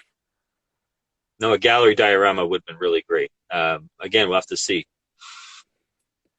All right. So, what exactly are you excited for in terms of 2022 going forward with Diamond Select in terms of the gallery statues, the figures, Gentle Giant? Gosh, I'm excited that we're doing more stuff for Book of Boba Fett and the Mandalorian. I've been enjoying those, and there's a lot of characters we have yet to tackle. But I've seen some of the prototypes that we're going to be doing, so that's great. Now, are I those going to think be figures or statues? Okay. statues and busts. Okay. I think we just revealed this past week the Bo-Katan statue that we're going to be doing based on the TV series, and we've got some more stuff coming out with um, Ahsoka Tano and some of the other characters from Book of Boba Fett. We're going to be doing. Um, and I'm Star Wars isn't even my big thing. I'm a big Marvel guy, so I love all the Marvel stuff. We're gonna do more stuff from the MCU in 2023, but in 2022 we're gonna have a lot of great comic-based stuff. Um, we've got a really great lineup for Marvel Select for the next 2 years. I just saw what we're going to be doing for 2022 and 2023, and it's a really strong, really great lineup. I think no matter what you're a fan of in the Marvel Select line, whether you like movie, whether you like X-Men, whether you like Avengers, I think you're going to be happy. Whether you like big guys, we're going to offer something for everybody in the next couple of years. Well, I'm super excited about that because I personally don't collect Marvel Legends, but if I am going to pick up a Marvel figure, I do tend to pick up a Diamond Select Marvel figure right here. I don't have a Marvel Legends Spider-Man, but I do have a Spider-Man from Diamond Select because you guys, once again, you guys jam-pack them with accessories, amazing articulation. I absolutely love them. So yeah, I definitely look forward to all the stuff you guys are going to be offering in the next 2 years. And you saying big figures definitely entices me because I also have a Hulk that definitely can use a few other friends to sit on the shelf with him, you know? Excellent. Do you have the new Hulk, the new Immortal Hulk that we released? No, I don't have that one. I have the which one is it? It's the older one that you guys have, the just like the basic comic one. Okay, the Incredible Hulk, like the really ripped one. Yeah, yeah, exactly. I have them on my shelf with all my big boys. I have my Violator, my Bane, and stuff like that, all right next to them and stuff. Excellent. Yeah, we're definitely going to do some more big guys. And the Hasbro stuff that we're doing right now is a lot of fun too. GI Joe and Transformers were my thing growing up. I was all about Real American Hero and G1. So we're going to be doing some busts and statues. We're going to be doing more mini mates, which I'm a big fan of our 2-inch mini mates figures. So a lot of stuff there that's going to be very exciting. Sounds great. Now, are you guys going to try to do some figures in those two lines as well, or can you guys not touch that with those licenses? Action figures are, pretty much Hasbro wants to keep those in house. So aside from the mini mates being really posable, which they're really small action figures. They have 14 points of articulation in each figure. Besides those, everything we're doing is static. Hmm. Statues, the PVC dioramas, resin statues. I think I don't know if we're gonna do regular, like 1/6, 1/7 scale busts, but we're definitely gonna do some Legends in 3 Dimensions busts, which are our bigger ones, 1/2 scale, about 10 inches tall. Oh, nice, nice. So something to look forward to, definitely then. Yes. So, what about your guys' Bruce Lee license? Are you guys still with that, or have you guys finished with that as well? We're still looking to do a deluxe action figure a set that's going to come with in a cool package with a lot of different accessories. Um, and I don't know if I think we still have one more gallery diorama we want to do. We've done 3 of the 4 elements. We did, first one was water, where he was doing the hand movements. Hmm. Second one was fire, where he was doing the blazing kick. And then the third one was earth, where he was shattering a stone tablet. I think we still have air left to do, which is the number 4. So I think as long as the third one did great, we're going to move ahead with number 4. Um, and then the figure, I don't know if we have any more resin statues in the works. Um, but we also have another actor that we're going to be doing more stuff with, um, like the Bruce Lee line, where we did different eras of his life, different outfits and famous looks that he's had. We're going to do something like that for another actor that I think people will get a big kick out of as soon as we're able to announce it. Sounds great. Sounds great. Because honestly, in my opinion, your guys' Bruce Lee is kind of better than the one Super 7 has shown off recently. Theirs looks a little like it can't do too many great poses, and I definitely can get some pretty decent poses out of this guy. This guy is very highly articulated, and I absolutely love to shoot him. When I've shot him a few times, he does pose and articulate very well. So, hats off to you guys for that one. That's great. That's great to hear. Yeah, I'm a fan of the figures that we did. I love the spinning nunchuck accessory, and Yes. I got some pretty good foot over the head kicking poses out of at least one of them. So yeah, I'm looking forward to see what we do with the deluxe version. Well, I hope that comes out soon because I definitely want to pick that up. So you're talking about you getting a few photos. You yourself are a toy photographer, correct? Yeah, I You take dabble. pictures for my Insta. I dabble. I used to do a lot more for the social media for the website, but we've got a new photographer who's taking pictures out on the West Coast, in our California office, and he does great, amazing work. His name's Peter Ninjas, and he does really great photography, and that's a lot of the photography you see now on the official channels. I just post on my own just for fun. But most of what I post is Diamond Select Toy stuff anyway, just because that's most of what I get coming into the house nowadays. Yeah. And yeah, it's a lot of fun, but it's just an Instagram thing that I do. Sometimes I'll share them on my Twitter account, but it's fun. It's a way to spend a few free minutes in the evening when when the kids have gone to bed and you don't have anything else that you particularly need to do.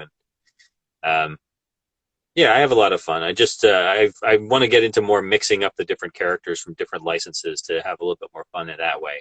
I used to shoot a lot of toys for Toy Fair. I would shoot their comic strip that they did, Twisted Toy Fair Theater. I would shoot their big shots, which were like really funny one panel jokes in the back. I didn't write them all; I just shot them all, and then we'd have people submit their own word balloons for them, from around the office, and then we pick the funniest ones. But I still try to do some of those on my Instagram every now and again, just for fun. No, yeah, I see that. I see that. So, I mean, like you said, yeah, it's a great hobby just to, relax and, like you said, spend a few extra minutes you have during the day, just, unwinding, playing technically with your favorite toys. Yeah, I'm nowhere near the level of some of the people out there. A lot of the people out there. There's some really amazing photographers out there. I still want to do some sort of project with them. I've tried to put together some galleries of photographers who've worked with our stuff in the past. We did one at the Jeppy Entertainment Museum in Baltimore before that closed, and I've tried to set some up at different conventions, but I haven't been able to make it stick. So fingers crossed, I could still do something there. I'd love to publish a book about it myself. No, yeah, people don't realize that toy photography can be such a great art, especially someone like you said, some of these great photographers here on Instagram. Some of their work, you see it and you're just like, you tend to forget that they're toys. You see it and you're just like, wow, that's just really well done. The lighting, the poses, everything just looks natural and real. And yeah, honestly, in my opinion, toy photography is right up there with like painting and all that stuff. It's an art form. I'm sorry, you broke up for a little bit there. What was the Oh, last part? I was saying that, yeah, toy photography is definitely an art form, especially nowadays. Like how there's a lot of great toy photographers out there that, that you see their stuff and you kind of don't believe that it's toys. You want to think that it's real. And then you realize that, oh, wait, these are toys. And it's just like, it blows your mind. But I think that also goes in hand with some of the great work that toy companies are producing nowadays, like Diamond Select, in terms of articulation and sculpting and paint apps in these great figures that we can now utilize for this great toy photography. Back in the day, with 5 points of articulation, you couldn't really do much. The arms raised, the legs kick forward, but now you guys give us so many great points of articulation and detailing in the figure that we can really bring these scenes and pictures to life. I'll be honest. Sometimes I cheat and I use our gallery dioramas, which are already posed in such great dynamic poses, and I'll shoot them, and it looks like I did a really great job posing it, but in reality, I just took a really nice piece and I lit it okay. That's pretty much all I did.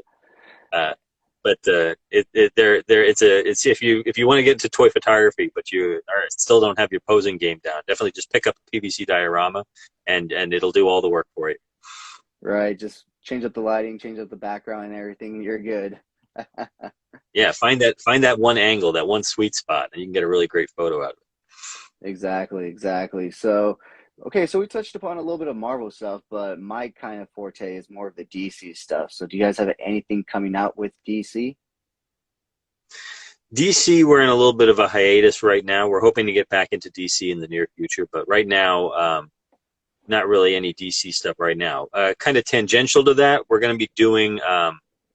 I didn't mention this when we were talking about Bruce Lee. We're going to be doing a lot of pieces based on the Green Hornet, based on his Kato character.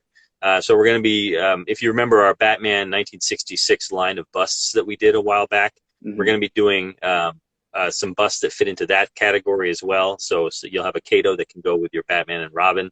We're going to do a Legends in 3 Dimensions bust, one of the larger ones. And I think we're going to have some gallery dioramas, and I think we're going to do an action figure. So keep an eye out for that. There's going to be a lot of cool Kato stuff coming up. I can't believe I didn't bring it up when you mentioned Bruce Lee, but it's amazing how much I keep them separate. You put the mask on, you forget that it's Bruce Lee. You just see him as Kato. But we're gonna do some stuff with him. That's gonna be awesome. Sounds good. Sounds good. I definitely look forward to that as well. Because, like I said, your guys' Bruce Lee figure was amazing in terms of articulation, details, and accessories. So I can only imagine what you guys are going to pack in with this guy being Kato, in his Kato form. Yeah, I have to rewatch some of the TV show. I've only seen a few episodes in my life, but I'm looking forward to seeing what sort of accessories he's going to come with. And I know we're going to make him as posable as possible so you can nail all those martial arts poses. Sounds good. Sounds good. So with you being the marketing director or manager of Diamond Select, you just had a big weekend, right, with Toy Fair? Well, we would have if Toy Fair had happened. We didn't really do a Toy Fair special event like some other companies did, but every month we put out like 12 or 13 new pre-orders from Diamond Comics previews catalog. So it just so happened to coincide that we announced a whole bunch of stuff last week, including that the Uncharted figure that you mentioned. We have we have a new Marvel Select figure, the Vision, that we announced. Gosh, what else did we announce? We announced a new Beta Ray Bill gallery diorama, and a bunch of new Star Wars pieces. We did a new Grogu from the Mandalorian. We did, we had a ton of stuff that we announced, and it's hard to keep track of it all sometimes. Let's see, we did the Tusken Raider Legends in 3D bust. We offered that one. The Bo-Katan statue that we mentioned earlier. We did a really great gallery diorama of Doctor Strange from the new Doctor Strange movie, Multiverse of Madness, which looks really great, and the piece looks great too. And I mentioned that we were doing mini-mates for Hasbro properties. We're also doing it for Mighty Morphin Power Rangers through Hasbro. So we have the mini-mates that are coming out, but we're going to do some mini-mates that are our 4-inch vinyl figures. We're going to do those of the Megazord and the Dragon Zord, so you can have the 4-inch Megazord to go with your 2-inch mini-mates of the Power Rangers. So that'll be pretty cool. Yeah, that sounds like it's going to be pretty cool. Are you guys planning on doing any gallery statues for the Power Rangers? Yes, absolutely. We're going to do some gallery dioramas. We're also doing Legends in 3 Dimensions busts. We showed off the red one, a Red Ranger, and then we're going to do, I forget what the next one is. I think it might be the White Ranger. But we're focusing on Mighty Morphin Power Rangers, the first American show for now. Sounds good. Well, I definitely look forward to those. Those are a bit of a guilty pleasure of mine to collect here and there. You know what I mean? Reminds me of my childhood. So, I like to look at them and be like, okay, I remember those when I was growing up and whatnot. Yeah, I will admit to not being like a huge Power Rangers guy. It was a little bit after my time, when I stopped watching. I watched a lot of stuff in that era. I watched a lot of Ninja Turtles. I watched a lot of, Darkwing Duck, which we're doing some product from. I watched a lot of some Gargoyles, which we're doing product from. The Disney Afternoon, I was all over that. But the Power Rangers just wasn't something I ever really got into. But the thing is, the toys nowadays for Power Rangers look amazing. I'm really excited about the mini-mates. But when I see like the 6-inch Lightning Collection figures on the shelf, I'm like, I really wish I loved Power Rangers, because I would totally be all over all of these figures. Because they look great, and every time I see one of the like the giant pig-headed guy, yeah, I'm like, that's just really cool. I want to own a really nice toy of that. I used to have just picked up at a thrift store. I had the original Bandai one of the pig face guy, but now they actually made it even cooler toy of the pig-headed guy from Power Rangers. So it's it's very tempting to fall into that rabbit hole. No, yeah, it definitely is, and that's basically what I succumbed to. I was like I said, it's a guilty pleasure of mine, and I was like, kind of like admiring them from afar. And finally, I saw them, and I was like, you know what, those look really cool. I'm only gonna collect the teams that I grew up with, and yeah, here I am, and for sure they, go hard and heavy with Mighty Morphin. So of course, my collection's pretty heavy on Mighty Morphin right now. Yeah. So something you mentioned, Ninja Turtles. You guys recently announced your last Ronin gallery statue, correct? Yeah, yeah, that's the first gallery diorama we've done for Ninja Turtles. We did some mini mates a while back, and we did some banks at one point, but this is our first gallery diorama. It came out really great. I think we're going to do some more of them. We're also going to do some deforms, which are our line of 3-inch PVC figures. We did some for Bruce Lee. We did some for Nightmare Before Christmas. We did some for Pacific Rim Uprising. But we're going to do some for Ninja Turtles, and I think we're going to show them off next month. So definitely keep an eye out for those. Nice, exciting, because I definitely already have that statue on pre-order. Last Ronin was definitely one of my favorite comics in recent times. And yeah, as soon as that went up, I hit pre-order because I had to add that to my collection right back here. I'm pretty sure he's going to knock out Master Chief right there. So it's going to be full of Diamond Select statues back there. Yes, excellent. Yes. One more, knock down. Exactly. So it sounds like you guys have plans for future gallery statues with the Ninja Turtles as well. Yes, I believe I saw them on the schedule that we're going to be doing some more Ninja Turtle stuff in the gallery area. I don't know if we're going to do all 4 of the turtles. I don't know when we're going to do them. I don't know, how we're going to break them down, what order. But I'm pretty sure we're going to get into the other turtles in the near future. Well, I cannot wait. And like I said, I definitely will be picking them up and making space for all 4 of them. If you make them, plus Shredder, Bebop, Rocksteady, anybody else you guys want to make in gallery form, I definitely will be picking up.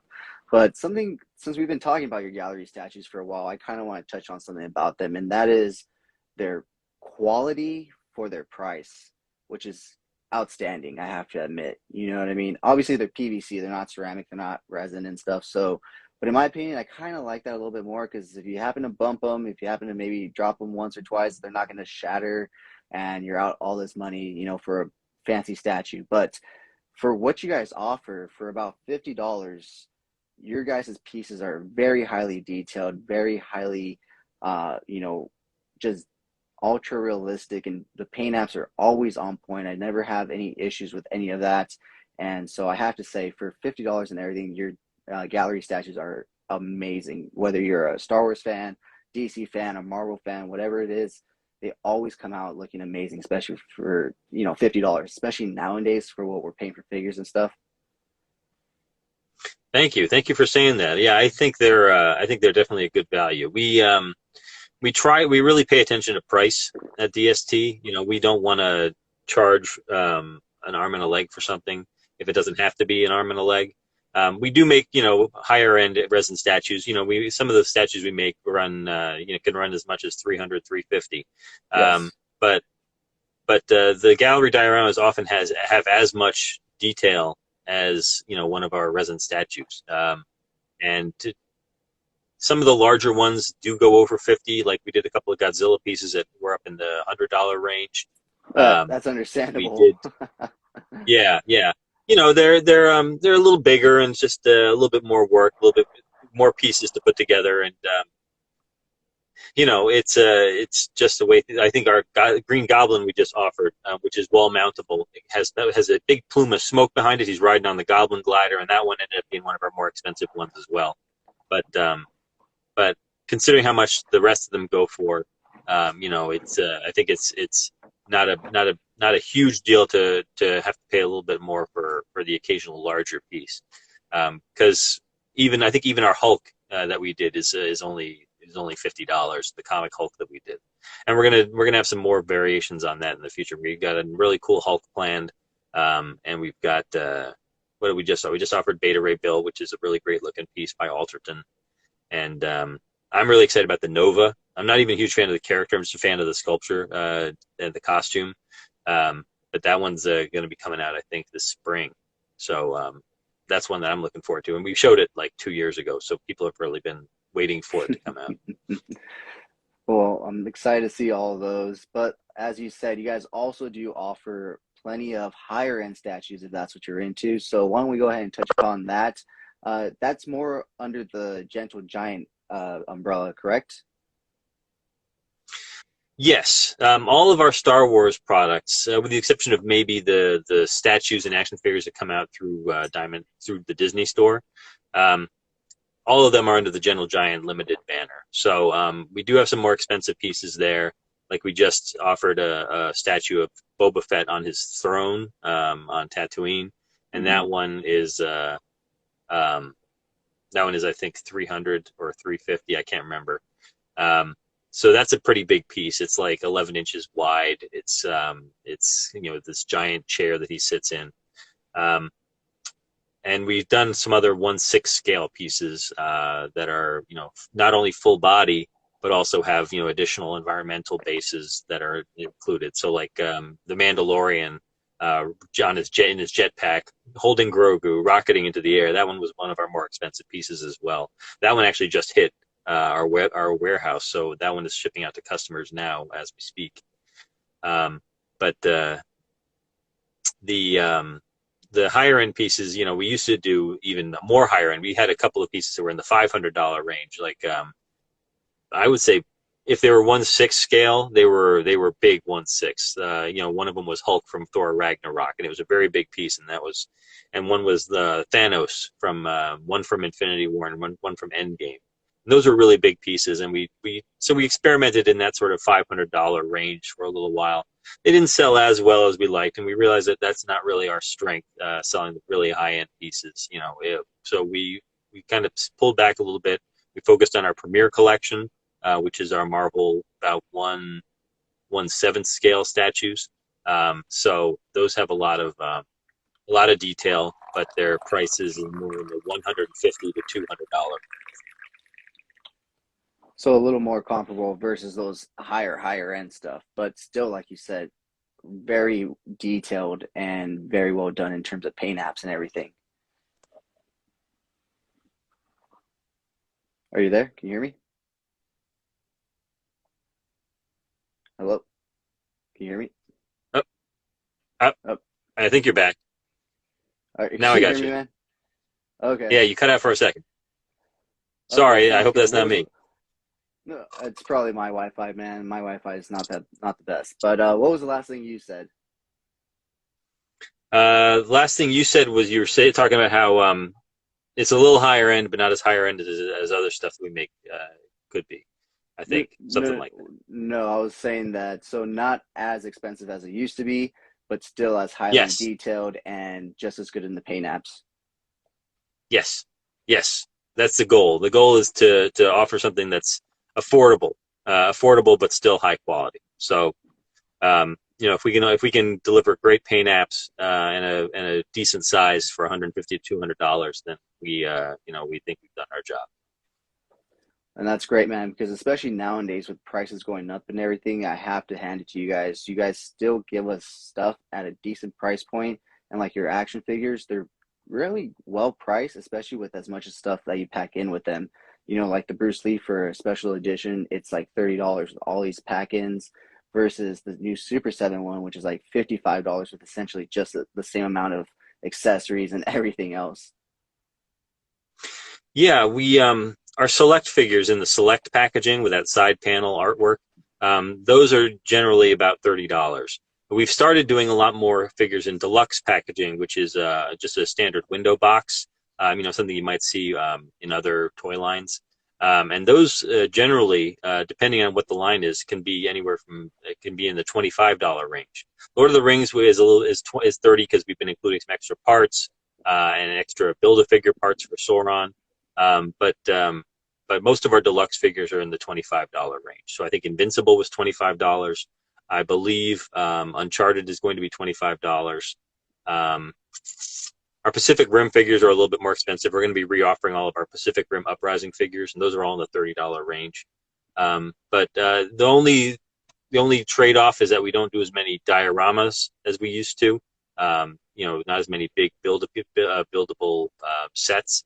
But I think while we were known for that, I think most people would appreciate to have more accessories and interchangeable parts. There are some people who definitely liked our dioramas, and there are some of our dioramas that a lot of people really look for, like to get their hands on. Mm-hmm. Some of the stuff put out has been more desirable than the figure it was packaged with. um, but I think we've made a little bit of a trade off, and I think it's better for everybody because you get a lower price and you get more cool stuff to go with the figure, as opposed to a diorama that a lot of people didn't necessarily have a place for in their collection. No, yeah, that totally makes sense, especially nowadays. Also, like there's so many great diorama builders out there that you can commission stuff that you rather get those extra accessories and stuff that you can only get with the figure through the company versus something that you can order online now very easily and readily.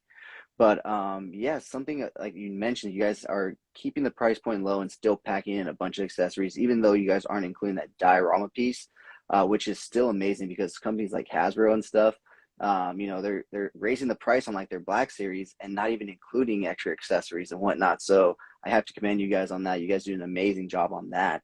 And yeah, us collectors definitely notice that and are appreciative of that as well. It is tricky with pricing because prices are going up. I understand why other companies have been raising the price and not necessarily being able to include new stuff because the cost of production in China is going up. The cost of transportation is going up with all the transportation issues that have been happening. Product is getting backed up at the ports in Los Angeles, and it costs more to get your hands on a container, let alone to send it over here. And it's definitely something that we struggle with. So some of our prices have gone up a little bit, but I think there are certain levels of the action figure arena where we don't want to go above a certain level. I think for us to go over $30 is only for very special occasions, and I don't even know if we've actually pulled the trigger on something like that yet. A $35 figure, I don't think we've done that yet. But if it ever does happen, you can know that there's a very good reason for it, and hopefully it never does. But we don't raise prices frivolously. So if it happens, it's that things are really bad. No, yeah, but it seems like you said, you guys still try to offset a bit by offering those, accessories and pack-ins with the figure, so that way it kind of offsets that cost. You know what I mean? And that's what I'm getting at. A lot of these companies are just raising prices and not trying to offset those costs by offering those pack-ins and stuff. So that's definitely what sets you guys apart from other companies at this moment. Oh, thank you, man. Thank you. So, what is there anything else you want to talk about in terms of Diamond Select, in terms of like what you guys have coming out, in terms of what you're excited for, anything you can talk about, anything you want to hint at? Yeah, I hinted at that new line we're doing with that actor, which we're going to be announcing end of next month. Hopefully it'll make a big splash when we announce it, so hopefully people will be talking about it, fingers crossed. And then we do have another new license we're going to be announcing, I think, this summer. We're going to kick it off with a San Diego exclusive, and then we'll go from there. We're going to be offering, I think, the first Mini-Mates set that we're doing in the summer, in July about. So that's going to be a very exciting license, and when we announce that, that's going to be very cool. It's not just going to be Mini-Mates. It's going to be gallery dioramas. It's going to be other statues and things like that. Yeah, we're kind of relaunching the Marvel Mini-Mates line, which I'm very excited about. It used to be we would offer like a wave of 2-packs, and now we're going to offer a 6-pack, Wow. so that you can get the whole wave all at once in one box, with really cool artwork on the cover. And the first one's going to be the Fantastic Four. It's a Fantastic Four plus Silver Surfer Black plus Superior Iron Man, the Doctor Doom. No, the infamous Iron Man. I'm sorry. And then it'll come with a pack and figure of Herbie. It's a really cool set. So that'll be that's our 83rd wave of Marvel Mini-Mates. We're celebrating the 20th anniversary of Mini-Mates this year. And and that's going to be what Series 83 is now, the first 6-pack box set. So that's something I'm pretty excited about. But the new licenses are going to be really cool. Hopefully people will dig those. And yeah, no, there's something new every month. I think that's not even we've announced that we're going to be doing stuff for Gargoyles and Darkwing Duck, and the first Gargoyles item is going to be offered at the end of next month as well. So a lot of new stuff coming up. Is it going to be a figure or a gallery statue? First one is going to be a bust, but we are going to be doing some different categories of products for Gargoyles and for Darkwing Duck. Oh, wow. So can we expect some figures for Darkwing Duck? Yes, we showed off artwork for Darkwing Duck action figure at, I think, New York Comic Con last year. It was just, early 2D art, but it's already sculpted, and I think we're just waiting on paint to be approved before we can offer it to retailers. So that I think that'll happen in the next couple of months. Oh, nice. Exciting. But what about Gargoyles? Are you guys going to take on NECA and the action figure front on that one? If we do, we'd have to do something a little different. So I don't know if I'm ready to fully commit to anything like that yet, but we'd have to come up with a way to differentiate from what NECA has done, and I think we know a way we could do that. So we'll wait. We'll hold off on announcing that, but I think it's not outside the realm of possibility. Sounds good. Sounds good. Sounds like Diamond has some, tricks up their sleeve that they're ready to pull and, take the toy industry, away from some of these other ones, or just add to. It's always great to have different variations and stuff from, different lines. Nowadays, every toy company is doing their variation on a certain license and whatnot. And it's always great to have that, different stuff that you can look at and have. And, if this isn't your cup of tea, well, look at this company. This company's offering the same license, but in a different way. You know what I mean? Yeah, no. When you look at how many companies are making stuff for Ninja Turtles and Masters of the Universe, it's I think there's room for different variations on different products. No, yeah, definitely. So I was gonna ask you what your favorite line is that Diamond Select actually creates and stuff, but it seems like Mini Mates is your favorite, correct? They have a very soft spot in my heart. I have a very soft spot in my heart. But you know what? The new Lord of the Rings line is pretty up there. It's really great. We've got the fourth wave is going to be coming out pretty soon with Gandalf and the Uruk-hai. And Sauron came out great in the first 3 waves. He was a Build-A-Figure. So I was a big fan of the Toy Biz line back in the day, but I think these might be better. They're usually about as posable. It varies from figure to figure. But I think that we're getting the likenesses pretty good. So hopefully other people. It seems like other people like it as well. Yeah, I've seen pictures of that Sauron, and yeah, he's huge and very well detailed, and he looks menacing. yeah, he's 13 inches tall. It's a very great figure. I was just taking some pictures of it tonight. Actually, I just posted him up on my Instagram. I'll have to definitely check it out after we're off on this. So has there been any kind of like projects that you've worked with Diamond Select that you were like super excited about, that you were just like, wow, I cannot believe that I'm working on this. I cannot wait to tell people about it. I'm very fortunate that occasionally they'll ask me my opinion about who should be next.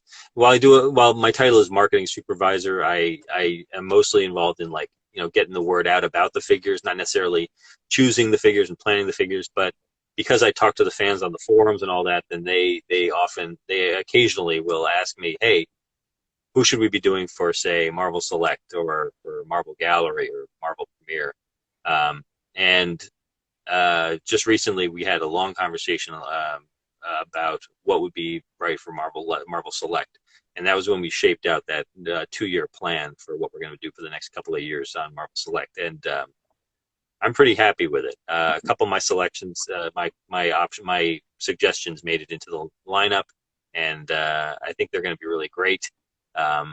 People get a little frustrated with Marvel Select because we don't offer, like 20, 30 figures a year, like say Marvel Legends. But we can only make a certain number a year, plus whatever we do for the Disney store. So that works out to, 12, 13, 14 figures a year, which is, it certainly isn't breaking your bank to collect them all, but it's but it can be a little frustrating if you're trying to build a team, which, we've often said, oh, we're not really a team building line, but we do know that people want X-Men. So, we're making some more X-Men. We do know people want Avengers. We're making some more Avengers, starting with Vision. We just solicited. And we know that people want more MCU stuff. So we're going to do some more MCU figures. So, you may need to wait a little longer for them, but I think eventually we'll get to the characters that you want. I think having to wait for them is a little more worth it. You put in a little more detail and throw in a few more accessories. So, like I said, you definitely make the wait worth it. And I don't think people mind. I think people mind in the sense if they're heavy Marvel Legends collectors, because, like you said, they're introducing a new wave almost every 2 weeks. I see that, and I'm just like, how do these people that collect this line religiously do it? It's like almost every 2 weeks. I don't know. It's a new line. It's a new line. It's like, it's ridiculous. Whereas kind of like with you guys said 12, 13, 14 figures a year. That's doable. Like you said, it's not going to break your wallet. And they're highly detailed, highly articulated, packed with a few accessories that the Marvel Legends wouldn't come with. They'd rather throw in that Build-A-Figure piece. So, I think it's worth the wait sometimes. Excellent. That's good to hear. Yeah. So anything else that you want to cover in terms of Diamond Selects, man, that you're excited for, that you want to talk about? I don't know. I think we covered pretty much everything. I think yeah, we've covered a lot of stuff. There's a lot of stuff to cover, but I think we've covered a lot of it. You should definitely check out the new the website, which we overhauled last year, diamondselecttoys.com. It's a really good looking site. The Gentle Giant Limited.com site is also very nice. And you can follow us on social media. We're on Twitter, Collect DST on Twitter and Instagram, and then Diamond Select Toys, all one word, on Facebook. And then Gentle Giant Limited is all one word on Facebook, and then I think it's all one word on Twitter and Instagram. So I definitely look for those. Sounds good, man. Sounds good. Well, thank you so much for taking some time out of your busy day to come and talk to me, man. I really do appreciate it. I know it's kind of late on your side of the world, being East Coast and whatnot. So I don't want to keep you up too late. I mean, you got work in the morning. I know, like you said, you have kids and family. So thank you once again for joining me and answering all my questions. I really do appreciate it. Being a small page channel, I kind of just didn't know who would accept my requests and everything. And having a big toy company like Diamond Select, accept it and come on really means the world. And it shows that you guys definitely do care about your customers, collectors, and people that invest in your guys' product, that you're taking the time to come and talk to us and, be face-to-face, one-on-one. So thank you so much, Zach. I really do appreciate it. Once again, you guys do amazing work over at Diamond Select and your gallery statues for that price point. I absolutely love them. I love your figures that you guys put out. Like I said, amazing articulation, great likeness, amazing accessories. What more can I say? Great work, guys. Hey, thank you for all the kind words. And anytime you want to do this again, I'm always happy to come back on. There's always something new to talk about. Yeah, sounds good, man. Whenever you guys have something you guys want to announce, if you want to come on here and announce that new license that you can't talk about just yet, make it a CoolFigurez exclusive, just let me know. I'll definitely fit you in on that schedule. All right, man. All right, guys. Thank you so much for joining me for episode 6 of Coffee and Toys Live. Man, it feels good to be back. I do apologize for missing the past 2 weeks. The previous week, I had some technical difficulties with my host. The following week, I was on a plane coming back from Maui. So we are now officially back to our regular scheduled programming. So every Wednesday, come back and join us for Coffee and Toys Live.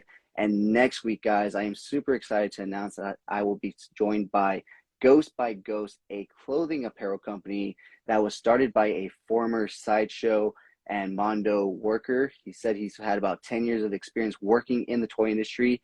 He now has his own clothing license and apparel. And on top of that, he has announced a collaboration with Mezco Toys. And I'm sure you guys know by now how much I fucking love Mezco Toys, Rumble Society. So I'm super excited to talk to him about that.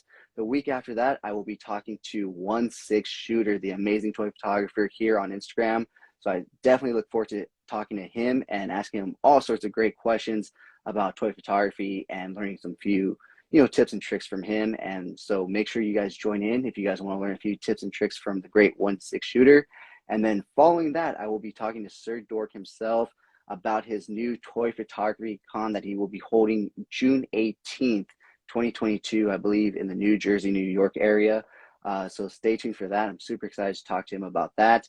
And following him, I will be talking to Scott Knightlick of Spectre Creative. That is the rescheduled from the original guest I was supposed to talk to 2 weeks ago. So he has had 25 plus years working in the toy industry for a few toy companies. So he has a lot of great information to share and to basically give us. So I look forward to talking to every single one of them. Once again, thank you so much to Diamond Select's marketing manager, Zach O, for coming on tonight. I really do appreciate it. Like I said, it shows how much they care about their customers. And like he showed and said, they do care about the price and they do pay attention to that. And it definitely shows. So once again, guys, thank you so much for taking time out of your guys' busy day. Thank you for hitting that like button on Instagram, on YouTube. Thank you for following me here. If you don't already, follow me over on Epic Shots by CoolFigurez, where I post single shots, where I do more planned shots and more edited pics. And also, if you haven't already, subscribe to my YouTube channel at CoolFigurez. And I also have a TikTok. I always forget to promote that, but I do all my unboxings over on TikTok. But yeah, guys, with that being said, once again, thank you so much for joining me for episode 6 of Coffee and Toys Live. I've been your host, Jesse the Bat Madrigal, aka the Buff Collector. And as always, have a good fucking night. Thank you so much for sticking to the end of this video. If you enjoyed those pics, you can find the full images over on Instagram at CoolFigurez. And I do have a separate Instagram account for my more thought out, planned out, more edited pics called Epic Shots by CoolFigurez. Check it out if you like what you see. Leave me a follow there as well. And if you guys want to see the unboxing of any figures I do reviews on for this channel, go ahead and check me out over on TikTok at CoolFigurez. That's where I post all my unboxings. And join me every Sunday morning for Coffee and Toys, a weekly toy news, toy talk podcast where we will go over all the latest and great toy news, reveals, pre-orders, and so much more. If you did enjoy this video, please remember to give it a thumbs up. It really helps the channel grow. If you haven't already, please hit that subscribe button. But whether or not you're a subscriber, thank you so much for taking time out of your busy day to listen to me talk about toys. I really appreciate it. As always, I'm your host, Jesse the Bat Madrigal, aka the Buff Collector. And I'll talk to you guys in the next video.